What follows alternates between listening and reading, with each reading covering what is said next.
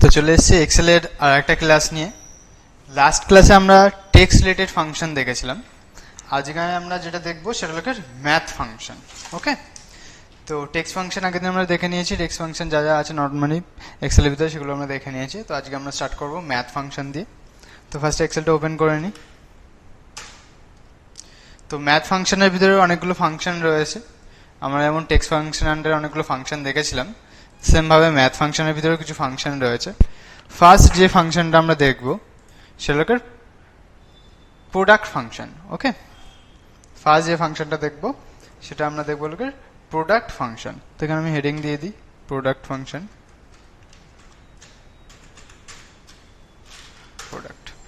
Product ফাংশনের কাজ কি? প্রোডাক্ট ফাংশনের কাজ হলো যে কোনো নাম্বারগুলোকে মাল্টিপ্লাই করা। তো প্রোডাক্টের কাজ হলো কিন্তু মাল্টিপ্লাই করা। তো ফার্স্ট টাইম একটা ডেটা বানিয়ে নিই। তো আমি এখানে দিচ্ছি n1 n2 and রেজাল্ট।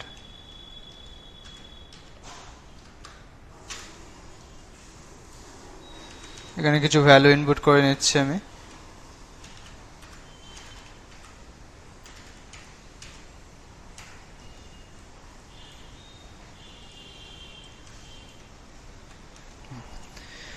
তো প্রোডাক্টটা আমরা বার করব।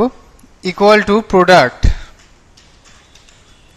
Bracket open n1 n2 then bracket close enter. এবার ব্যাপারটা হচ্ছে প্রোডাক্ট মানে মাল্টিপ্লাই। তো প্রোডাক্ট ফাংশনের কাজ হলো যে কোনো নাম্বারগুলোকে মাল্টিপ্লাই করা। এবার মাল্টিপ্লাই আমরা একসাথে দুটো বা তার বেশিও কিন্তু করতে পারি। তো সেই ক্ষেত্রে যদি n1 n2 n3 n4 হয় তাহলে সেক্ষেত্রে আমাকে কমা দিয়ে দিয়ে জাস্ট পরপর লিখে যেতে হবে। কমা দিয়ে দিয়ে আমি জাস্ট ওগুলোকে পরপর লিখে দেবো। লিখে দেওয়ার পর সিম্পলি এন্টার করে দেবো। তো এখানে যেহেতু আমার দুটো ভ্যালু রয়েছে এই জন্য আমি এখানে n1 ভ্যালু কমা n2 ভ্যালু লিখে ব্র্যাকেট ক্লোজ করে জাস্ট এন্টার।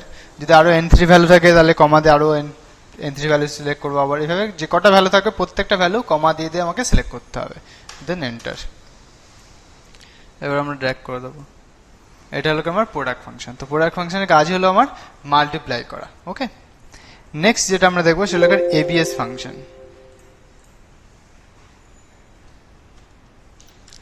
এবিএস এবিএস ফাংশনের কাজ কি? অ্যাবসলিউট ভ্যালু বার করা। এবিএস ফাংশনের কাজ হলো অ্যাবসলিউট ভ্যালু বার করা। তো ফর এক্সাম্পল আমি এখানে দিচ্ছি n1 দেন n2 দেন রেজাল্ট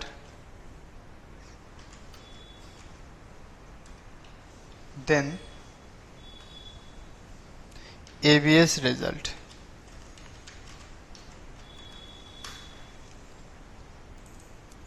দিয়ে এখানে কিছু ভ্যালু দিচ্ছি আমি, ধরো 12 38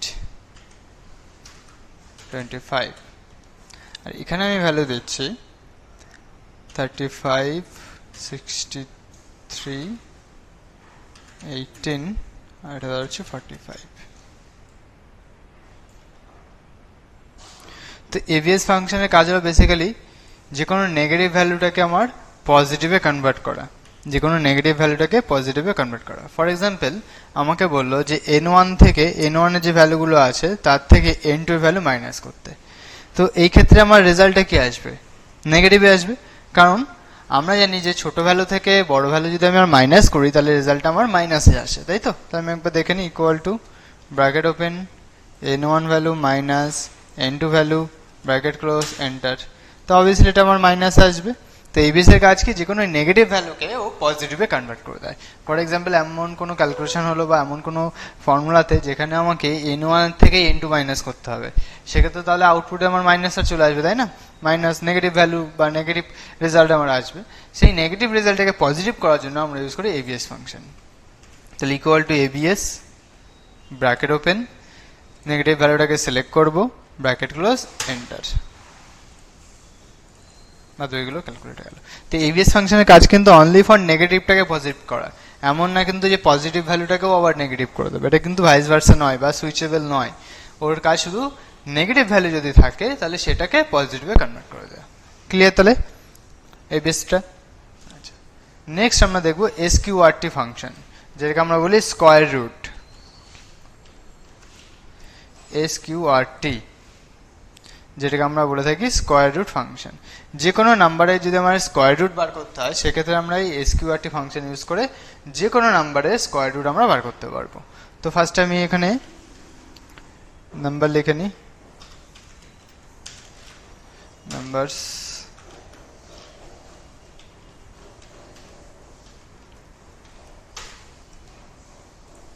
ধরো লিখছি এখানে 8, 16, 24, 56, 18, 22, 38, 56 56 একটা হয়েছে না, 98।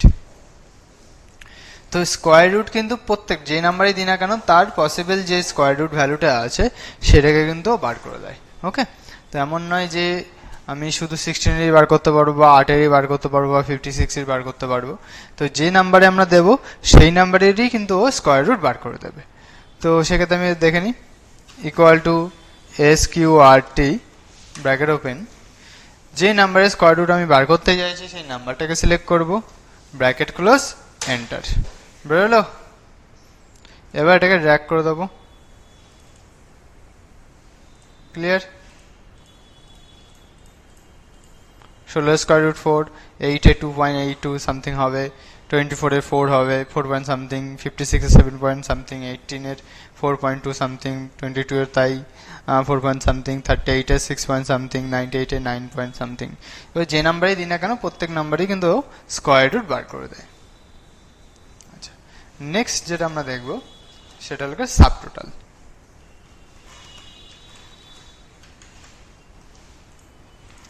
এই সাবটোটাল ফাংশন দিয়ে আমরা অনেক কিছু বার করতে পারি। ফর এক্সাম্পল আমি এখানে একটা জাস্ট লিস্ট বানাচ্ছি, প্রোডাক্ট নেম আর প্রাইস।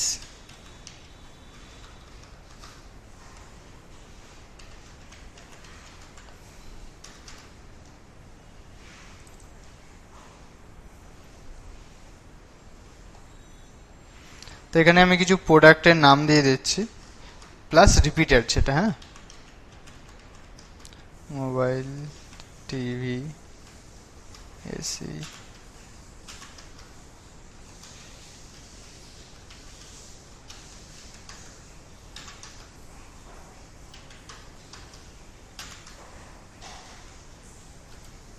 এটাকে একটু আমি জুম আউট করে নিলাম।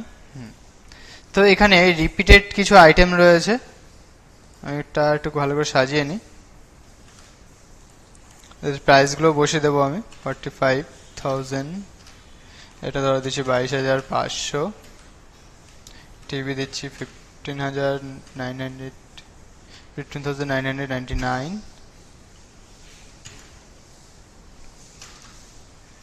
37,800,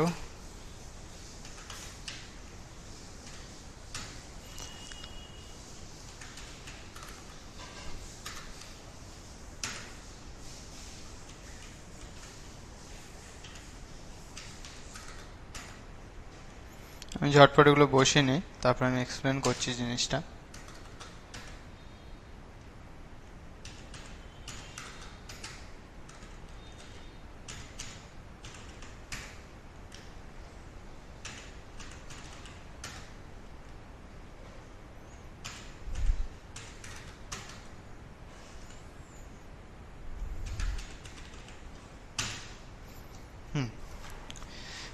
তো আমি একটা টোটাল লিস্ট বানিয়ে নিয়েছি প্রোডাক্টের, যেখানে আমার সেম প্রোডাক্ট র্যান্ডমলি আছে, মানে অনেকগুলো প্রোডাক্টের রয়েছে, অনেকগুলো প্রাইসের রয়েছে। কারণ যে কোনো শপে তো এসি তো আর একটা থাকবে না, বা মোবাইল তো একটা থাকবে না, টিভিও তো একটা ধরনের থাকবে না বা এক ধরনের থাকবে না। সেক্ষেত্রে মাল্টিপল টিভি থাকবে, মাল্টিপল মোবাইল থাকবে, মাল্টিপল এসি থাকবে, বা আদার্স যেসব প্রোডাক্টগুলো আছে সেগুলো মাল্টিপল ওয়াই থাকবে, ঠিক আছে, মাল্টিপল থাকবে। তো সেক্ষেত্রে আমরা যদি দেখতে চাই যে টোটাল এসির কত অ্যামাউন্ট আছে, টোটাল মোবাইল কত অ্যামাউন্টে আছে, টোটাল টিভি কত অ্যামাউন্টের রয়েছে, ওকে, তো সেইগুলো আমরা দেখতে পারি সাবটোটালে। তো সাবটোটাল দিয়ে শুধুমাত্র টোটাল বার করা যায় না, আমরা ম্যাক্সিমাম, মিনিমাম প্রোডাক্ট সবই কিন্তু চেক করতে পারি। ধর ফর এক্সাম্পল এসির ম্যাক্সিমাম কত প্রাইসের এসি আছে, বা মিনিমাম কত প্রাইসের এসি আছে, বা মোবাইল কত, হাইয়েস্ট কত দামের মোবাইল আছে, ওকে, এই জিনিসগুলোও কিন্তু আমরা কিন্তু বার করতে পারি। তো ফার্স্ট আমরা কি করবো, টোটাল ডেটাটাকে সিলেক্ট করে নেবো, ফার্স্টে টোটাল ডেটাকে সিলেক্ট করে নেব। সিলেক্ট করে নেওয়ার পর আমি এটাকে একটু ছোট করে দিচ্ছি। সিলেক্ট করে নেওয়ার পর then data menu, then data tools group, sorry data tools group না, outline group, data menu, then outline group, then sub total. তাহলে কোথায় যাবো? ফার্স্টে ডেটাটাকে পুরো সিলেক্ট করব, করার পর data, outline group, then sub total option. ওকে, তো এই সাব টোটাল অপশানে ক্লিক করলেই কিন্তু আমার সাব টোটালটা এখানে বেরিয়ে যাবে। কিন্তু এটার ক্ষেত্রে একটু সমস্যা আছে। কি সমস্যা আছে? আমি যদি এখানে ডিরেক্ট ডেটাতে গিয়ে সাব টোটালে ক্লিক করে এখানে আমি ওকে করে দিই, তো সেই ক্ষেত্রে একটা সমস্যা হবে যে আমি এই যে লিস্টটা বানিয়েছি এখানে আমি র্যান্ডামলি তো ডেটা পুট করেছি যে এসি, মোবাইল, টিভি, এসি, আবার মোবাইল, মোবাইল, টিভি, এসি। তো ও কি করবে? প্রত্যেকটার ইন্ডিভিজুয়ালিও সাব টোটাল বার করতে থাকবে। তাহলে আমাকে ফার্স্টে ডেটাটাকে শর্ট করে নিতে হবে। আমি যখনই কোনো ডেটার সাব টোটাল বার করবো বা বানাতে চাই, তখন সেক্ষেত্রে কি করতে হবে? আমাকে ডেটাটাকে শর্ট করে নিতে হবে। তো শর্ট আমরা সবাই শিখেছি, আগেও দেখেছি আমরা প্রিভিয়াস ক্লাসে শর্ট কীভাবে করতে হয়। তো সিম্পলি আমি ডেটাটাকে সিলেক্ট করলাম, করে home, then sort and filter, then sort A to Z। এতে কি সুবিধা হবে? এতে আমার এসিগুলো পরপর একই লাইনে চলে এলো, মোবাইলগুলো পরপর এক জায়গায়, টিভিগুলো পরপর এক জায়গায়। এর ফলে সাব টোটাল অপশানে যদি আমি ক্লিক করি তাহলে সেটা অ্যাকুরেট হবে, বা টোটাল এসির কত আছে সেটা বার হবে, টোটাল মোবাইলে কত আছে সেটা বার হবে, টিভির কত আছে সেটা বার হবে। আমি যদি আগের অবস্থায় যেখানে আমি ফার্স্টে যেভাবে ডেটা রেখেছিলাম সেইভাবে যদি করতে যেতাম সেক্ষেত্রে কিন্তু সমস্যা হতো। সেখানে ওই একটা প্রোডাক্টও ইন্ডিভিজুয়ালি বার করে নিত। ওকে, তো আবার যাবো ডেটাতে, subtotal, then use function. কোন ফাংশন আমরা ইউজ করব? তো এই ফাংশনটা আমরা কোনটা ইউজ করবো সেটা ডিপেন্ড করছে আমরা কি দেখতে চাইছি। আমরা যদি সাব টোটাল বার করতে চাই যে টোটাল এসির জন্য কত অ্যামাউন্ট ইনভেস্ট হয়েছে, টোটাল মোবাইলের জন্য কত অ্যামাউন্ট ইনভেস্ট হয়েছে, সেক্ষেত্রে বাই ডিফল্ট সাম আছে, সেই সামটাকে রেখে দেবো। আর আমরা যদি দেখতে চাই যে ম্যাক্সিমাম এসির প্রাইস কত আছে, বা মিনিমাম টিভির প্রাইস কত আছে, মোবাইলের মিনিমাম প্রাইস কত আছে, সেই ক্ষেত্রে এই যে ইউজ ফাংশন এখান থেকে আমরা চেঞ্জ করে কিন্তু ম্যাক্স, মিন, বা যেমন দরকার আমার অ্যাভারেজ প্রাইস কত আছে, টোটাল কতগুলো এসি আছে বা কতগুলো মোবাইল আছে, সেগুলো যদি কাউন্ট করতে হয় সেগুলো আমরা এখান থেকে কিন্তু চুজ করে নিতে পারি। ওকে, তো সিলেক্ট করে নিলাম সাম। তো অবভিয়াসলি ক্যালকুলেট কাকে করবে? প্রাইসকে ক্যালকুলেট করবে। ওই জন্য দেখো বাই ডিফল্ট প্রাইসের ঘরে টিক দেওয়া আছে, প্রোডাক্ট নেমে কিন্তু টিক দেওয়া নেই, কারণ প্রোডাক্টটাকেও ক্যালকুলেট করবে না, টোটালটা বার করবে প্রাইসটাকে। তো সিম্পলি ওকে করে দেবো। যেই ওকে করলাম এখানে দেখো সাথে সাথে এক্সট্রা করে রো বা এক্সট্রা করে একটা হেডিং চলে এসে, যেটা হলো কি ফার্স্টে এসি টোটাল এত টাকার এসি আছে, মোবাইল টোটাল এত টাকার আছে, দেন টিভি টোটাল এত টাকার আছে, দেন লাস্টে সবার গ্র্যান্ড টোটাল, টোটাল আমার এই যে স্টকটা আছে স্টকে কত টাকা ইনভেস্ট হয়েছে সেই টোটাল আমার এই অ্যামাউন্ট এখানে প্রোভাইড হচ্ছে। ওকে, তো এইভাবে কিন্তু প্রত্যেকটা আমি সাব টোটাল বার করতে পারি। প্লাস লেফট হ্যান্ড সাইডে দেখো একটা কন্ট্রোলার দিয়ে দিয়েছে। আমি ধরো পুরোটা দেখতে চাইছি না যে প্রত্যেকটা এসির দাম কত, আমি শুধু দেখতে চাইছি এসি টোটাল কত, মোবাইলের টোটাল কত, আর টিভি টোটাল কত, আর গ্র্যান্ড টোটাল কত। তো সেক্ষেত্রে এই যে কন্ট্রোলারটা দেওয়া রয়েছে এখানে আমার মাইনাস সাইন দেওয়া রয়েছে, এগুলোকে ক্লিক করলে এটা আমার বন্ধ হয়ে যাবে। ওকে, তাহলে এবার কি হলো? টোটাল এসির এত, মোবাইল এত, টিভি এত, গ্র্যান্ড টোটাল এত। ওকে, তো আমি এটাকে বর্ডার অ্যাপ্লাই করে দিলাম, দেখতে আরো সুন্দর লাগবে। তো আমরা এখন সেমভাবে সামের জায়গায় ম্যাক্সিমাম চুজ করলে আমার এখানে ম্যাক্সিমামটা দেখাতো, মিনিমাম চুজ করলে মিনিমাম দেখাতো। ওকে, তো সেম বোঝা গেল তাহলে সাব টোটাল কীভাবে বার করবো। এবার এই সাব টোটালটাকে আমি ধরো বার করে নিয়েছি, এবার এটাকে আমি রিমুভ করতে চাইছি। রিমুভ কীভাবে করবো? সিম্পলি টোটালটাকে সিলেক্ট করবো, সিলেক্ট করার পর সেম আবার ডেটা মেনুতে যাবো, সাব টোটাল, দেন রিমুভ অল। যেই রিমুভ অলে ক্লিক করলাম দেখো পুরোটাই কিন্তু রিমুভ হয়ে গেছে। ওকে, তো আমি একবার ম্যাক্সিমামটা বের করে দেখিয়ে দিই তোমাদেরকে, তাহলে আরও বুঝতে সুবিধা হবে। আবার সিলেক্ট করলাম সাব টোটাল, এবার আমি এখানে সামের জায়গায় নিচ্ছি ম্যাক্স, দেন ওকে। এবার দেখো এখানে সাথে সাথে দিয়ে দিয়েছে এসি ম্যাক্স 57,500 আছে, মোবাইল ম্যাক্স 8,999 আছে, দেন টিভি ম্যাক্সিমাম 32,500 আছে, আর গ্র্যান্ড ম্যাক্সিমাম কত টাকার আছে? 57,500 প্রোডাক্ট আমার ম্যাক্সিমাম আছে। ওকে, তো ম্যাক্স বার করলে ম্যাক্স, এইভাবে কিন্তু আমার যেমন দরকার সেই হিসেবে কিন্তু এখানে আমি ক্যালকুলেট করে নিতে পারি, বা সেইভাবে কিন্তু আমি ডেটাটাকে দেখতে পারি। ওকে, তাহলে আশা করি সবাই বুঝতে পেরেছো। আজকে আমরা যেগুলো দেখলাম সেটা হলো ABS function, product, এসকিউআরটি and sub total. তিনটি খুবই ইম্পর্টেন্ট ফাংশন, তো সবাই এগুলো ভালো করে দেখবে, পড়বে। আর আমি এতগুলো ক্লাস দেখালাম বা এতগুলো আমরা ক্লাস দেখলাম বা ক্লাস করলাম, সেই ক্ষেত্রে সবাইকে একটা কথা বলবো যে তারা কিন্তু এই ক্লাসগুলো দেখার সাথে সাথে নিজেরা যেন প্র্যাকটিসও করো তোমরা। তারা প্র্যাকটিস না করলে কিন্তু এই জিনিসগুলো মনে থাকবে না। ওকে, তো প্র্যাকটিসটা মাস্ট।